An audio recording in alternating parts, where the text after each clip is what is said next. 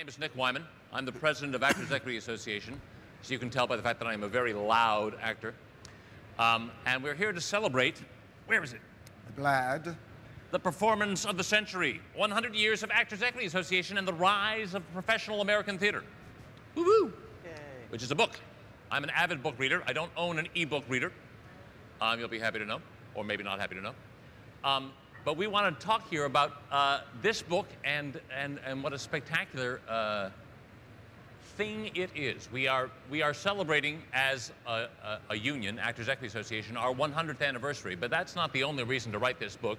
It's a book that's full of not just the history of our union and our trade association, as it were, but it's chock full of American history. It has talks about the efforts that our union has done on behalf of people in the Army, people fighting AIDS, people fighting the blacklist, people fighting segregation.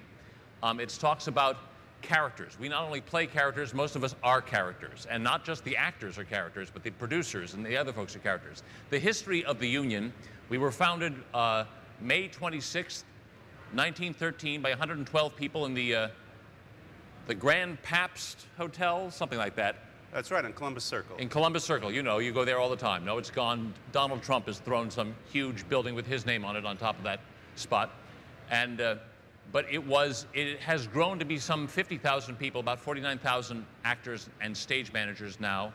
Over the years, the theater has grown from, you know, being a New York-centric thing to being across the country, the little theater movement, the regional theater movement. There are theaters all over the country now. As well as shows that tour around the country. There's also, theater has grown from being the big Broadway commercial thing to also including off-Broadway and off-Broadway, all sorts of other opportunities to see theater in tiny venues all across this city. It's a fascinating book. I'm very pleased with the job that Rob has done writing this thing. It's very, very interesting and has amazing pictures and stories about actors and other characters and famous folks and folks you didn't know and interesting folks to read about. The author is Robert Simonson. He is here with us. I'll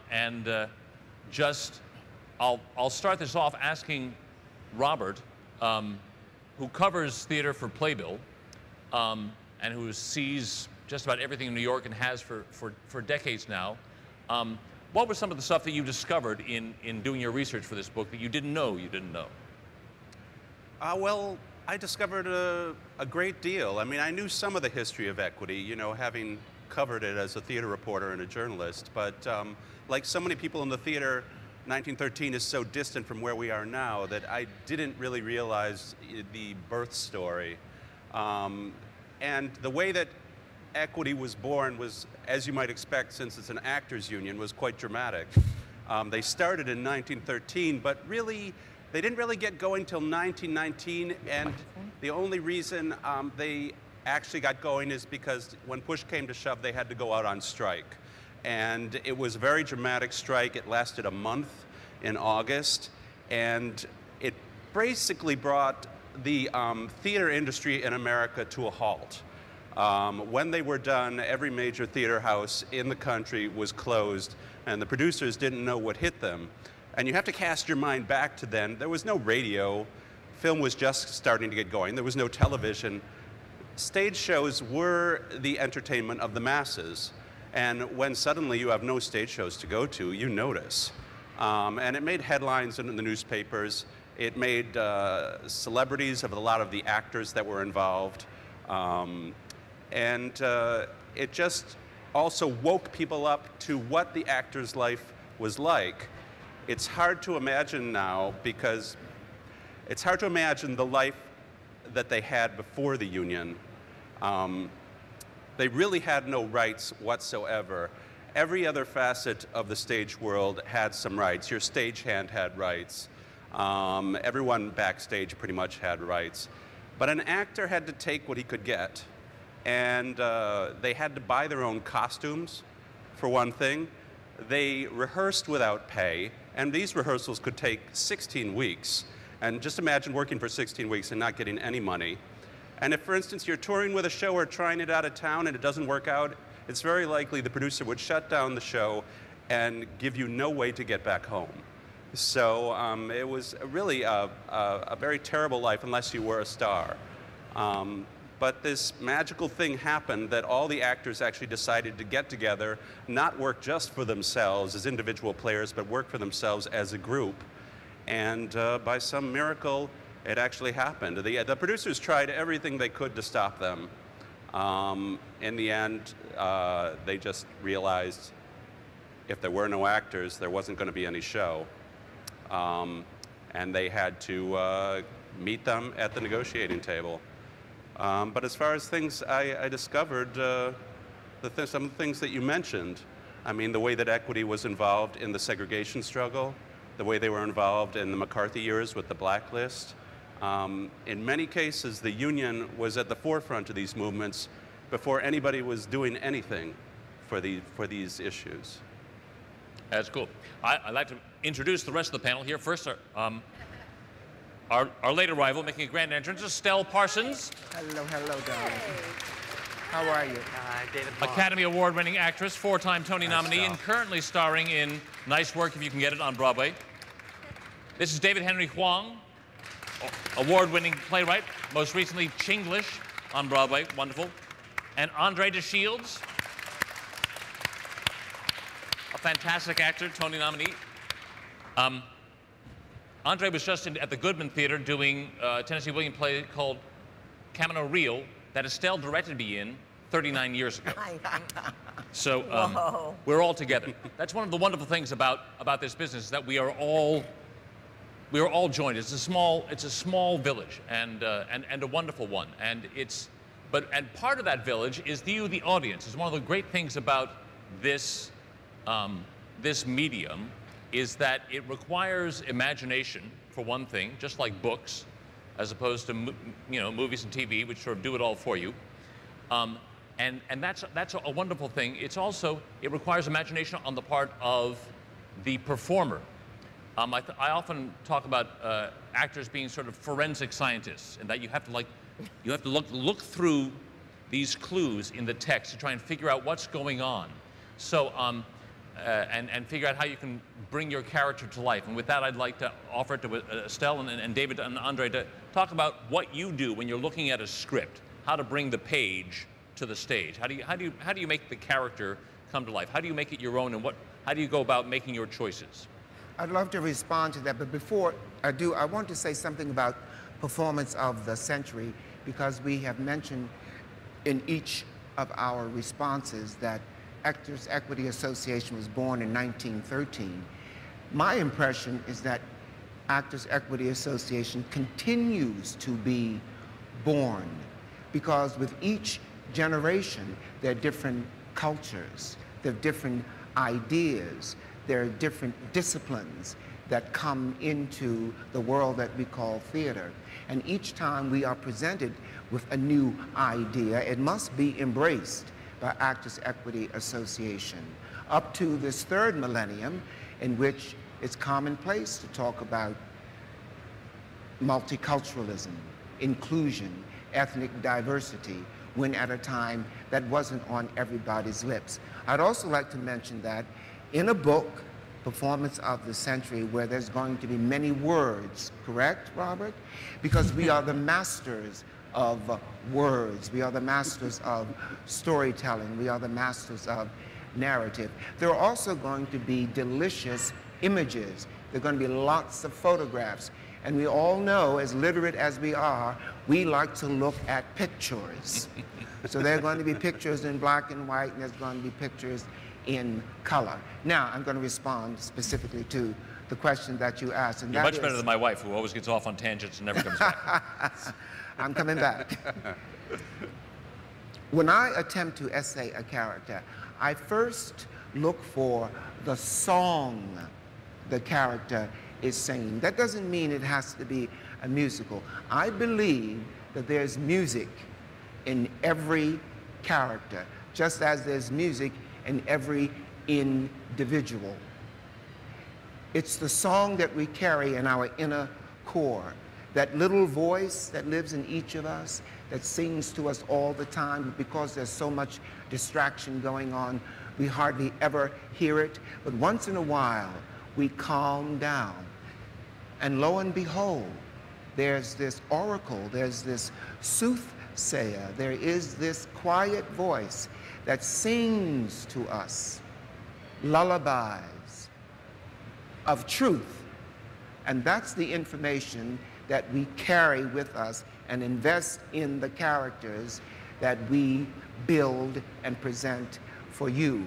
Because whether you articulate it this way or not, you come into the theater for very specific reasons, to have a question answered, to have a problem solved, to have a crisis resolved, to have a burden lifted, to have a yoke broken. And we do that by calming the heart of the savage beast with music, with a song. It could be the music of Arthur Miller's Death of a Salesman. It could be the music of any play in the Shakespeare canon. And it could be the music of Nice Work If You Can Get It, for instance. Segue. Well, I wish I had a song in me for every character I did. It must be unconscious, because it sounds wonderful. No, I like hop into bed with a script and I start saying it out loud, and it's absolutely amazing to me. You read something on a page and then you say it out loud, and it's two completely different things already. And this voice that comes out of me is then another voice. It's not even my voice. So, you know, then I'm kind of on my way to where I'm going just by expressing what is written on the page. It's absolutely amazing how your instrument or your talent or your gift or whatever comes right to the surface and wants to jump out there. Maybe that's the song that Andre is talking about, because I'm going to think song from now on, because that's a beautiful, beautiful thing to do. It's a great metaphor. So I don't know, and you know, you have, that's about all I can say about it. And then you get up and you rehearse and you rehearse and you rehearse. And the more you do something, for me, the doing is what's important. I don't really think about, you know, I don't really think about, is it a good beat? Is it a good scene? This is exposition. If I start thinking that way, you know, where is my poor character? If I must, okay, I've got the first 3 pages here, it's all exposition. I can't play a character like that. You know, for me, it's this character talking, and so the people just kind of come alive. And I do like to create other people. I'm very happy not being myself. So, you know, I just go for what comes out of me to create somebody else with these words that you really do have to say out loud, I feel, to find out where they are and where they're taking you. It helps if it's well written, right? I'll reverse engineer the question then to David. How do you go about burying, or like, do you write in all the information you want and then start taking pieces out? I mean, because good writing is evocative, is elusive rather than demonstrative and expositional. Yeah, I mean, obviously, I'm not an actor. The only acting I did play myself, though, in a short called Asian Pride Porn that you can probably find online. It's not actually porn. But basically, I'm a writer. And generally, I start, it's not so much trying to sort of embed information as it is trying to follow a story. It's interesting that Estelle talks about the voice, because I feel that a play is, on the one hand, it's like, you know, it's similar to, say, a novel in that it has characters and it's constructed of words and there's a story. But I think it is equally similar to music, because for me, a play is not about the words on the page in a funny way any more than a music is about the notes on the staff. I think both are about how they come to life and sound in the air. So, you know, when I start writing a play, it's usually there's some question that I'm curious about, that I want to kind of explore. And I have a vague idea of what the beginning of my play is going to be and what the end of the play is going to be. And then I just try to listen to the characters. You know, I try to write down, and at first, you kind of, you know, at the beginning of the play, I usually have to force them, you know, to start to come to life and push them here and there. And then hopefully if the play is going well, you know, about a quarter of the way in, it starts to take off on its own. And then I can just listen and the characters take over. And so I don't think in a funny way that sometimes I have to go back and put information in, but when I'm doing the first draft, it's just about trying to follow a story that already exists someplace in the ether. Great. The cloud. Sitting here, the three of you, leaving aside Rob for the moment, represent people who are sort of marginalized in our society, blacks and Asian Americans and women. How would you say that that the theater has historically and currently addresses those issues? And do you see this as and how do you see the theater as a possible or as a actual force for good in this regard? Theater is definitely a force for good in terms of being a member of a culture that has traditionally been marginalized to the edges of society, because theater is for everybody. Theater must be inclusive. Theater is probably the most democratic institution on the planet. And theater is a lending library, if you will. And we are living books, the actor. So you go to the theater to borrow a book, and it circulates in whatever the society is, in whatever the culture is, in whatever the civilization is. And when the book comes back, it's thicker, it's more meaningful, it's more cogent, it's more comprehensive, because it always has addenda that explains to every changing generation how we got here. You and your metaphors. I love your metaphors, Andre. You know, I think there's advantages and disadvantages to theater in terms of kind of progressivism. I mean, on the one hand, acting is one of the few professions in the world, or in America, that still exists, where you can legally discriminate on the basis of how people look. In other words, let's take race out of the question. You know, you need a young man to play a part. You can legally, I mean, you can decide, well, I'm just not going to cast any women. I'm not going to look at older men. I'm not going to, you know. So you actually can legally discriminate on the basis of how people look. And I think there have been a lot of struggles over the past 30, 40 years, particularly, well, no, really, actually, over the whole history of equity, in terms of what does inclusiveness mean in the theater?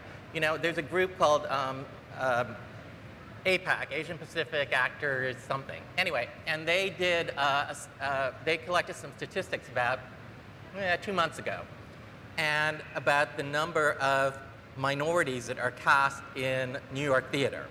And it's still pretty pathetic. I mean, it's still sort of like 15, 20% or something like that of total roles cast. So, I mean, there's still ways to go. That said, you know, theater, the good thing about theater is that it exists as a way to expand the imagination, expand the range of possibilities. And so there's been also a great history of breakthroughs in the theater in terms of segregation, in terms of integrating actors on stage, and then all sorts of interesting experiments about, well, what, you know, James Earl Jones on Broadway right now in The Best Man, playing a Southern president, a US president in 1962. So you can do things like that in the theater, but people need to have the strength of will and the courage to take those steps. And sometimes that happens, and sometimes it doesn't. Yeah, most often it doesn't, actually. I mean, I think the theater, it's curious to me. Look, American theater is huge, but it seems to me that they lag behind the rest of the world. For instance, New York life is multicultural, as London life is multicultural. And yet you go to the theater, for instance, the play I'm in is all white. It's called White Bread by people who want to call it that. And it has like 2 black people in it, and the rest of the world is white, and I think most of the audience is white, but I'm not sure about the audiences, except that it's on Broadway, so it's expensive, so I don't know. But it seems to me when you go to, I have had 2 multicultural companies, and that's the way I work if I'm not acting, you know, doing my directing chores for people like Nick Wyman. Who's a terrific actor, by the way, even though he's president of our union. Oh, in spite of the fact. But it's interesting that life is multicultural, but you go to the theater and it's kind of white people put on for white people. I'm talking about Broadway and places where actors can make a living. I think there's a lot. But look, people tend to go to their own groups, and there are black theaters, there are Asian theaters, and 2 very interesting and good ones anyway that I know of. In New York, there are Hispanic theaters. But the idea of getting everybody together is the same for theater as it is in real life, you know, and for women too. I went into acting because I can't be discriminated against quite so badly there as I could, you know, the legal profession, as the old boys club, and that remains and stuff. This is such a complicated question, Nick. But the interesting beauty ones always of are. America now, as opposed to what Gordon was talking about, is that there used to be nothing. There used to be little community theaters, which is where I grew up. In a small city, there would be a community theater, a very small operation, and then there would be Broadway and touring shows. And that was what actors could really look forward to, at least in their dreams, if not in reality for most people. Then I was already working at a pretty high level, probably 60s, when the regional thing came up, and as Tyrone Guthrie said, if you start a regional theater, there'll be a lot of little theaters come up. And now, America is just full of theaters. In fact, you go to cities, I was on tour for a whole year a couple years ago, and it used to be you go in a city, they'd think you were it, you know, and now you go in a city, they've got their own theaters. Well, it's nice you came around and they like to see your work, you know, but you're not the sexiest thing in town anymore because they've got their own muscle up there in theaters, and incredible theatrical talent all over the country, and every level of theater, I think, mostly unionized, thank heaven. I say thank heaven today because I'm very upset about Wisconsin. But I want to ask Gordon something, Nick, Robert. if I may. Robert. Robert. Oh, I wish I was called Gordon. I'm sorry. It's all right. He could play Gordon. You are playing the part of Gordon today. Now, Robert, when you were talking about when the actors Yes. organized, these other people you're talking about in the theater, the stagehands, the musicians and all that, were they already part of unions? Yes. So it was only the artists that weren't organized. They were the last. They were the Yeah, last to get because together. artists don't want to get organized, let's face it. The directors, the writers are better at it. Writers actually are not unionized. It's a very complicated No, reason. it's a guild. It's No. a guild because I'll try to say it in a sentence. Basically because playwrights own their own copyrights. Talk among And therefore it yourselves. is considered a restraint of trade for us to form a union. It's a strange Taft-Hartley thing. And Actors Equity used to actually negotiate for directors and choreographers once upon a time. It's Oh, true. did they really? Yeah, until they went off and started their own But organization. now they have a guild. I don't know if they call that a union or It is a not. union, SDC. SSDC. SDC is definitely a union. Stage directors and choreographers, Yeah, yes. yeah, It is a union. Strong enough to have their own contract anyway. yeah, Yeah. yeah, Yeah. and Right. good ones. All right, moving from complicated questions to simpler ones. What was the first show you ever saw, and what was the favorite show you ever saw? Oh, wow. Anybody? Now, when I was in shows before I saw them, so that doesn't work for me. The first Broadway show I saw was in Boston, Jackie Gleason, Gertrude Nielsen, and Follow the Girls. I Can Still Sing You Every Song in It. And that was a wonderful experience. But I was already working, you see, since I was 6 in this community theater. And I don't have a favorite. I don't really have a favorite either Very of what I politic. do or what I see. I really can't have one pop up in my head. How about you, Rob? The first show I ever saw was probably one that my mother directed at high school. She was the drama teacher. But the first Broadway show, if we're going to do that, would be House of Blue Leaves, the revival they did at Lincoln Center in the 80s. And I have to say it remains one of my favorite productions. I, too, don't have a favorite, but that would be one of them. David? Let's see, my mother was a pianist, and she was the rehearsal pianist for a production of Minotti's operetta, The Medium, which was done by a company called East West Players in Los Angeles, where I was born and raised, which was the nation's first Asian American theater company. This was like in their second season, and I was 8. And so I could choose to either hang out at rehearsals or go get, babysat by my aunt, and I hung out at rehearsals. And then my first... I think this is a good theater, better than hanging with your aunt, I think. Right. And then my first New York show I saw was, the first Broadway show I ever saw was Arthur Kopit's Wings.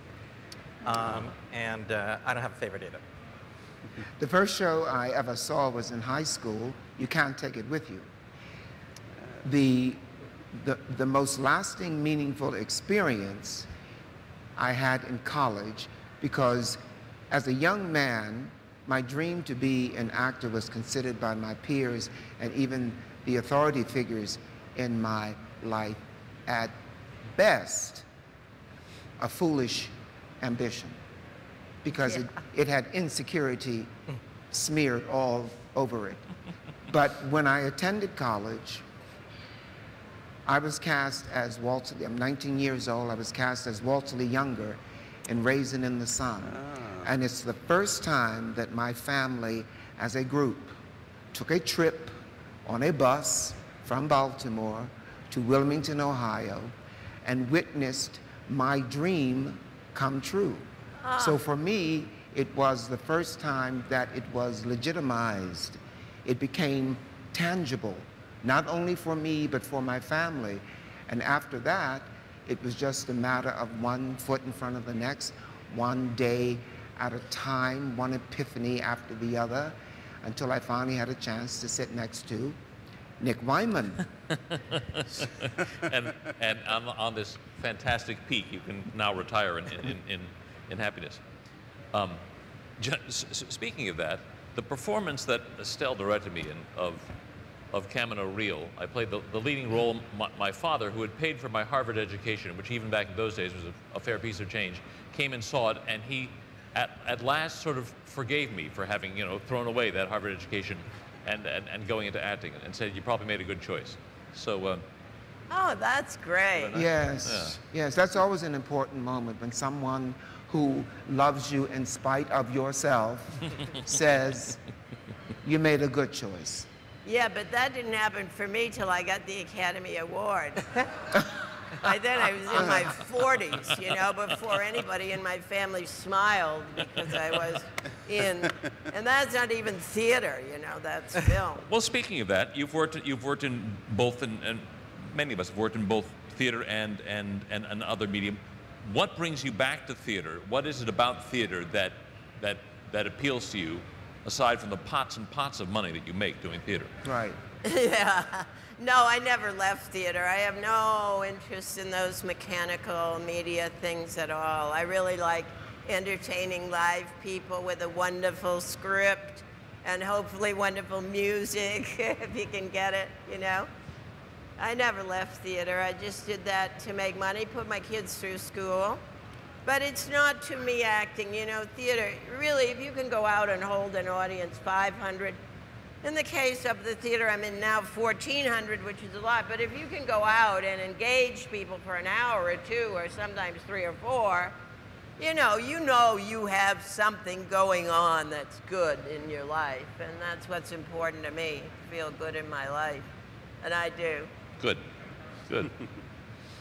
Well, what about bringing, page to stage is, I think, the title of this little chat here. What are the challenges of, David, you've not only written your own stuff, you've also adapted other people's stuff, and Robert, you spend your life writing. What are the challenges of that you see as bringing either books or other media to life on the stage? Well, I've never adapted a book for the stage, so why don't you answer this, David? Gosh, I actually have not done a lot of book-to-stage adaptations. I've done book-to-film adaptations, and I've adapted some other works for opera libretti, so I guess that counts. I mean, basically, the tricky thing about adaptation is, I feel, to a large extent, in order to be faithful to the heart of the source material, you have to violate its details, which is it's just a strange paradox. And I think it's one of the reasons why, usually when I do an adaptation, people sometimes go, do you want to meet the author? And I'm thinking, no, because at some point the author is really going to hate me. And it's probably best if he or she doesn't have my phone number. And similarly, when my own work, I've had plays that have become movies, and sometimes I adapt it, and then I'm really, in conflict with myself, because I get really mad at myself. Because, you have to kind of respect the fundamental difference of the mediums and how stories are told in each is different, and therefore, just the simple example. I mean, you try to adapt a novel that's, say, 200, 300 pages into a movie that's going to run like 2 hours, maybe. Okay, necessarily, there's going to be a lot of stripping down. Once you strip down, the order of events sometimes isn't going to make sense or isn't going to flow as well as it did in the book, so you have to start moving things around. That's just sort of a very simple example of the ways in which you end up having to violate the source material in order to make it work in another medium. Now, the page-to-stage question also applies to the actor, because after the playwright has essentially finished his or her script, and it's in the hands of the director and the performing company, there, I have discovered, there are many opportunities when the playwright is correctly jealous of the work, but not to the exclusion of the edification that the actor brings to the work. So there's got to be a collaborative effort in bringing the page to the stage.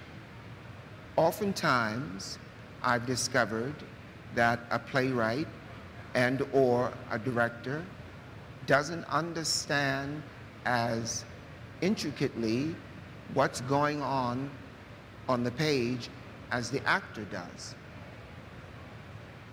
All right, I'll throw that to David and to Estelle, because theater is purportedly a very collaborative art.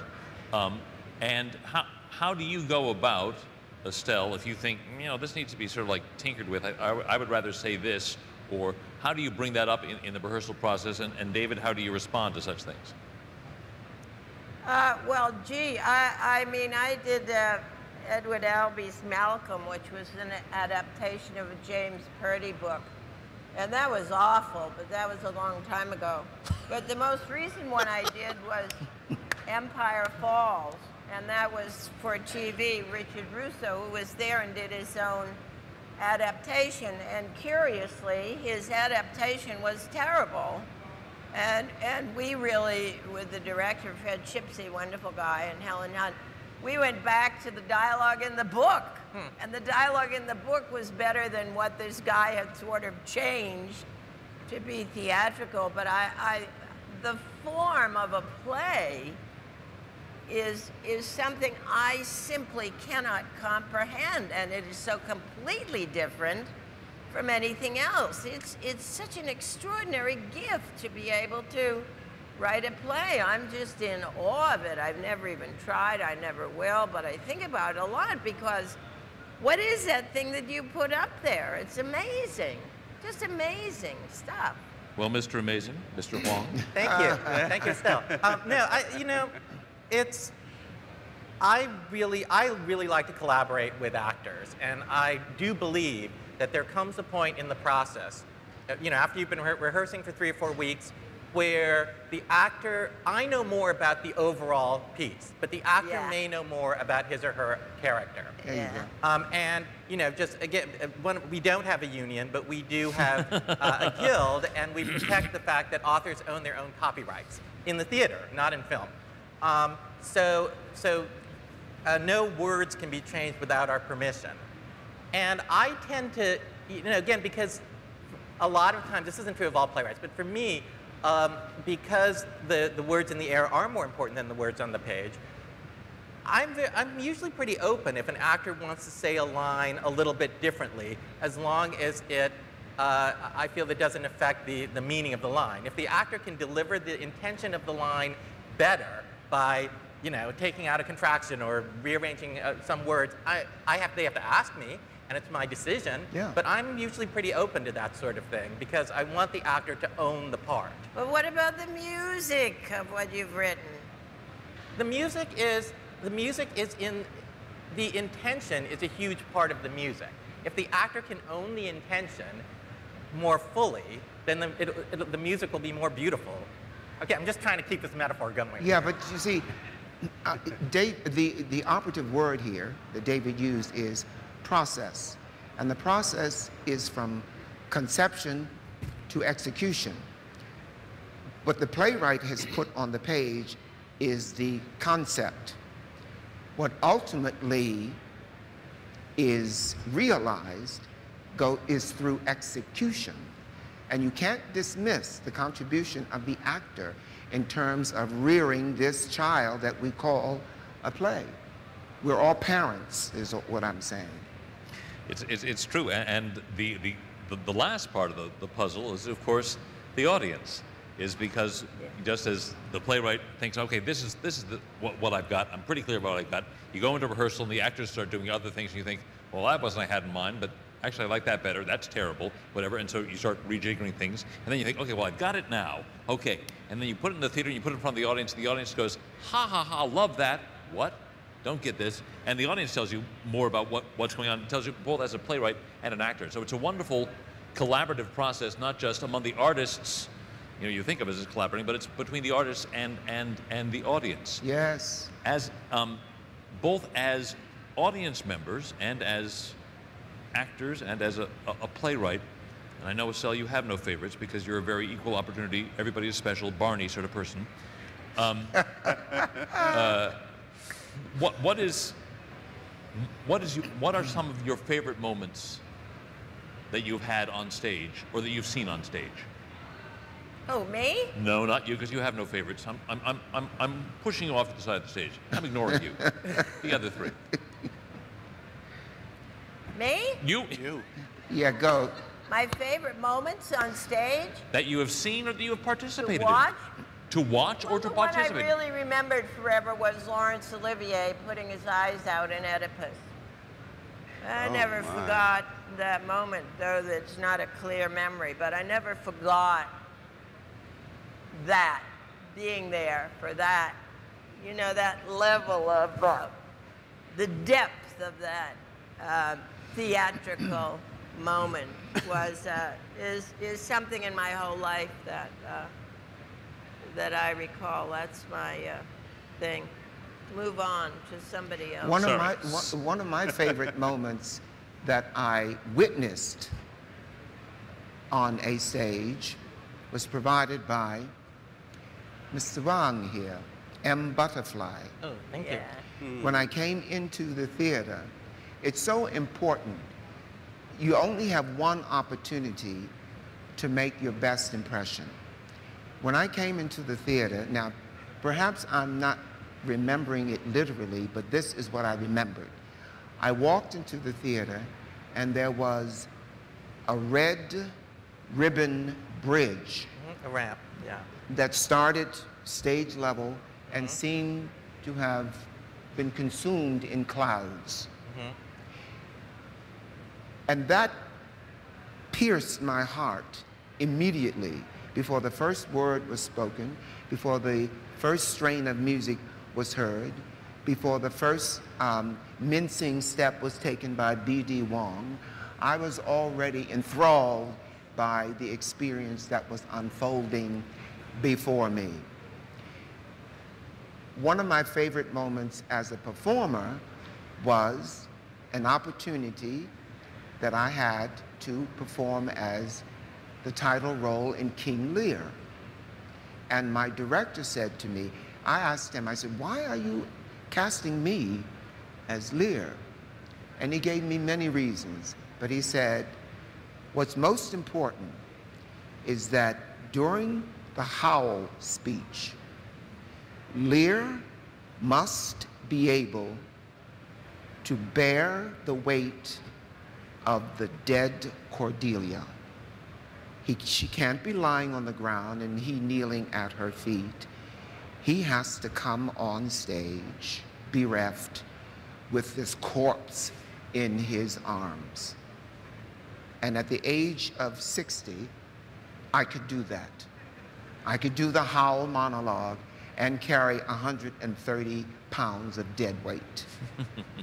So I'm giving myself props. The famous line of John Gielgud to somebody, might have been Olivier, about doing Lear, make sure you have a light Cordelia. Yeah. So, what about you, Rob? Well, being a theater journalist, I've seen hundreds of shows, so I've been privileged to see so many wonderful moments on stage. I'll just pick one. I had just moved to New York in 1988, and one of the first Broadway shows I saw was Speed the Plow by David Mamet. And so I was new to the whole experience of seeing a show within the, the wonderful real estate that is down on Broadway, those wonderful old theaters.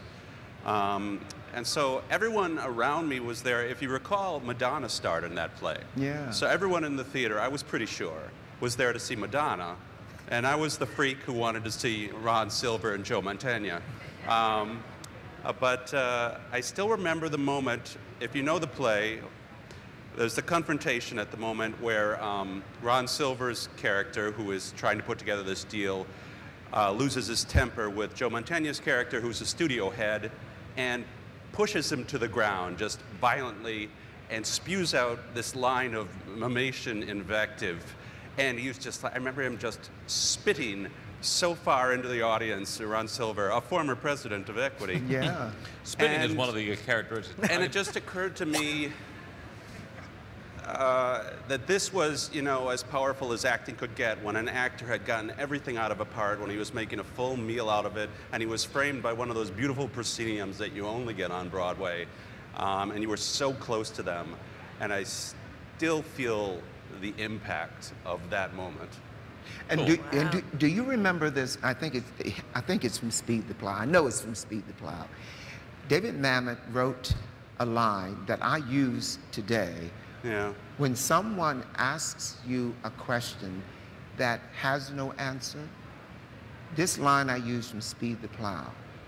Why is a nickel bigger than a dime? No, why is a nickel bigger than a dime? Do you remember that from Speed the Plow? I don't remember the answer. What's the answer? There is no answer.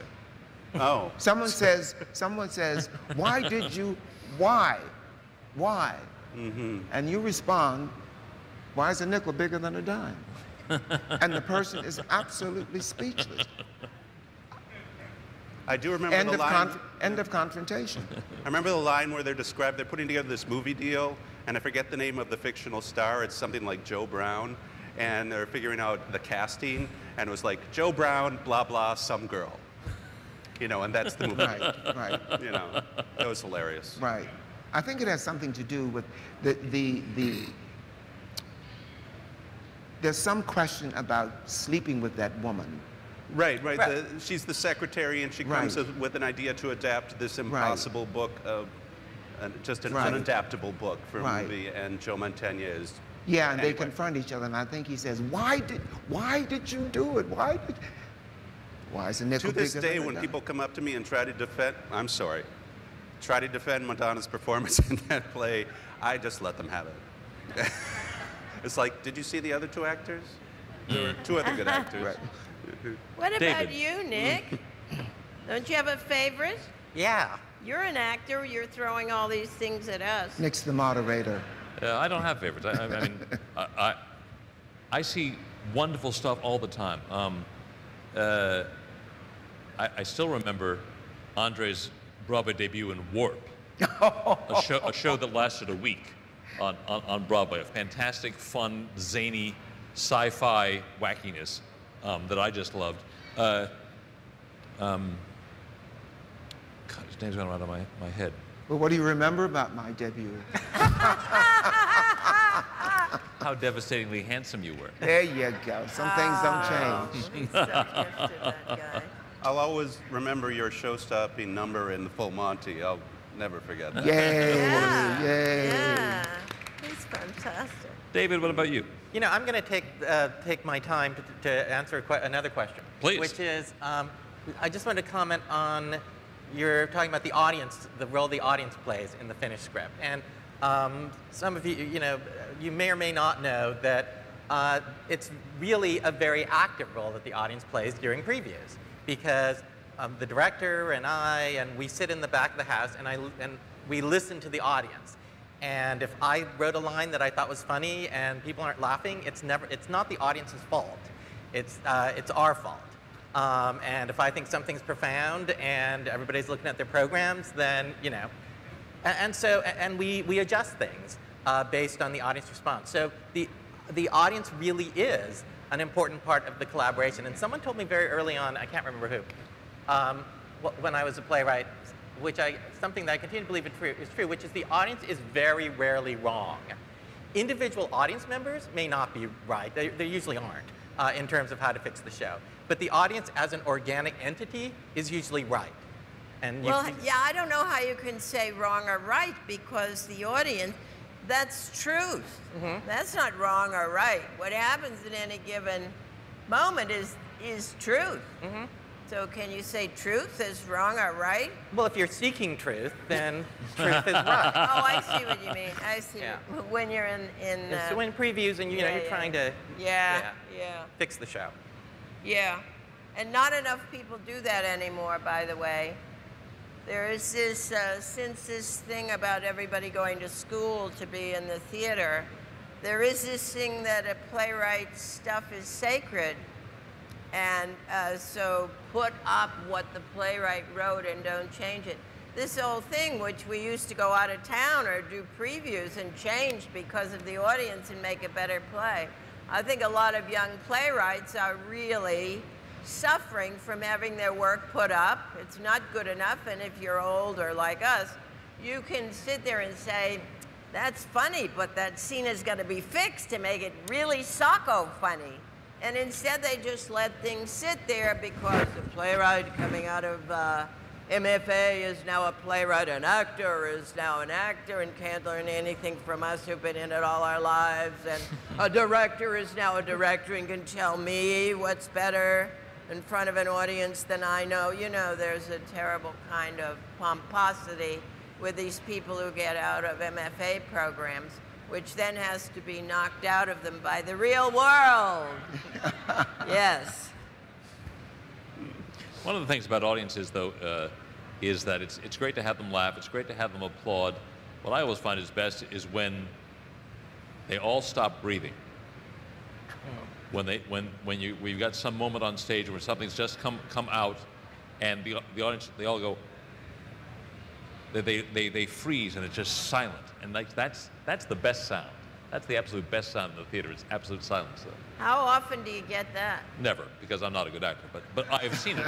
Other people get that. I'm just a Broadway It's good hack. when they resume breathing too. Yeah, that's good. Yes. That's right. So now, are you guys readers? Since we are here in a book expo thing, do you find yourself reading? And if so, what's on your night table? What are you currently reading? I read all the time. I'm in the middle of The Swerve. I'm in the middle of this book by Chinua Achebe, and I'm in the middle of Wolf Hall. And I'm all my life a reader. Come from a family. That must be different because readers. you have such a demanding role in nice work if you can get it, and all that stage time where you're Right. like forced. I'm amazed you have time to. I'm kidding her because she shows up, she sweeps in and takes the cream The off. last 15 minutes. Right, right. But I can't read much there because It's like somebody on the last show I did had a computer backstage.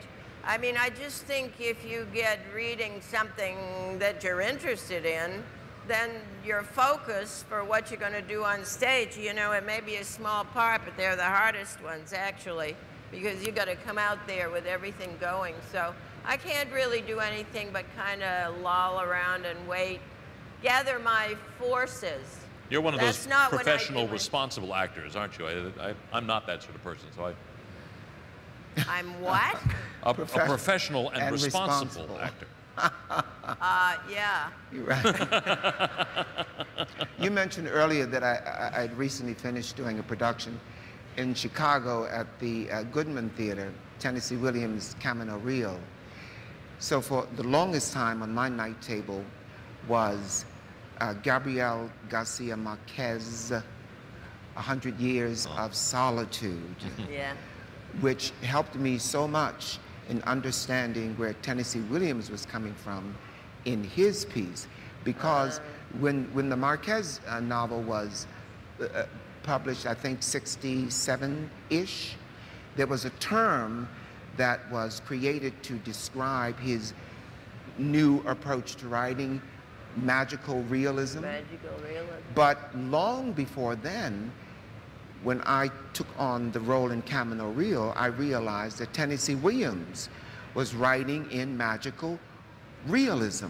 Yeah. So I read the one novel to understand the other, the play. And now I'm convinced that most of us know the iconic work in the Williams canon. I'm convinced we need to go back and now reread all of Tennessee Williams through the prism of Camino Real, because every one of those characters in Streetcar Named Desire,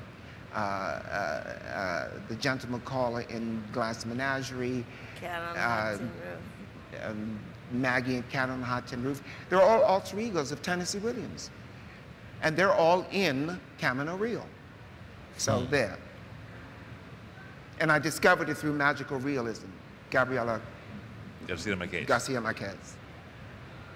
What am I reading? I think I'm reading this book about the Great Famine in China, 1962 to 63, which was the result of the Great Leap Forward.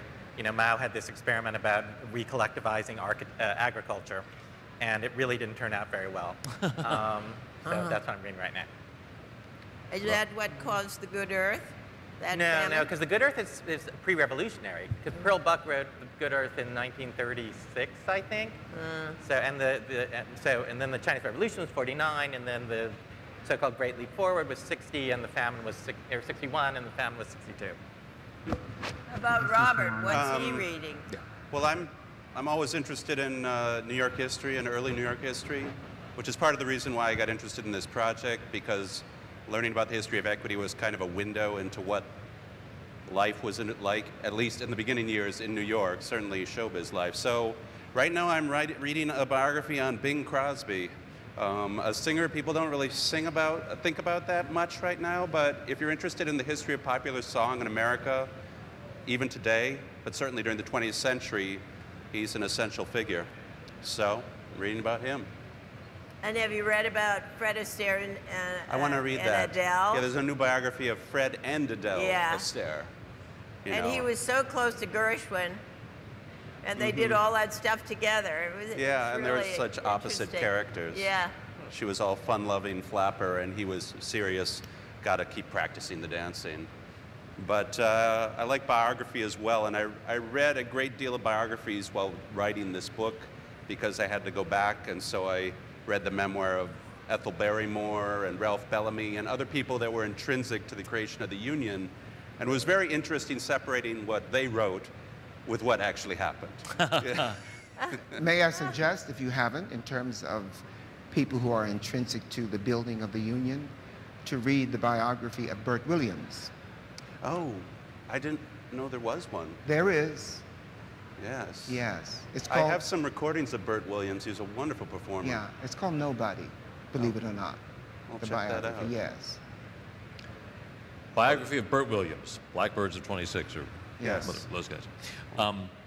And speaking of biographies, not only are there fascinating people woven throughout the text, the body of the text in Performance of the Century, there are all these sidebars about people who've been famous throughout the history of equity. Wonderful, wonderful insights into people that you didn't realize had this connection with equity, or didn't find these things out about these folks.